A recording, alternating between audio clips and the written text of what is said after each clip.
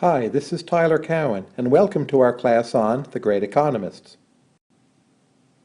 Why study the great economists at all? Why be interested in the history of economic thought?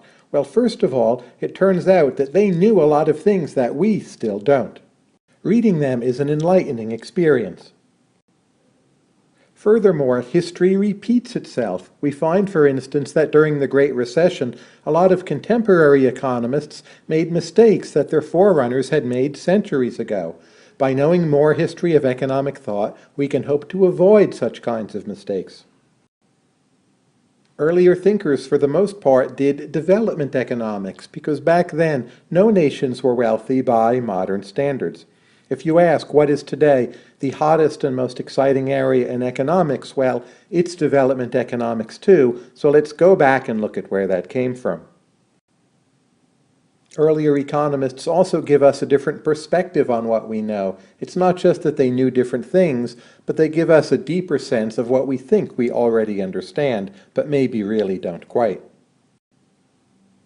The history of economic thought is also a window for understanding history more generally. What better way to learn history than to see what did some of the smartest people at that time think was going on? In our coverage, we go as far back as Galileo, who's mostly known as an astronomer, but who also wrote on the theory of value. We have extensive coverage of Adam Smith. In fact, we have a video for every single chapter in The Wealth of Nations, covering that book in its entirety. That's probably the best economics book ever written, but if that's too much Adam Smith for you, well, you can pick and choose, or just watch Alex's single video overview on Adam Smith and economic growth. Finally, what we've done so far, as of early 2013, it goes up only to the Marginal Revolution of 1871. So most of this class is what's called classical economics, and a bit also on mercantilism, and you can think of this as what did economics look like before modern economics got underway. One thing we don't cover in this class is Karl Marx and Marxian economics more generally. We do think this is very important, but in our view, it actually deserves its own class, and we hope to be supplying that in the future.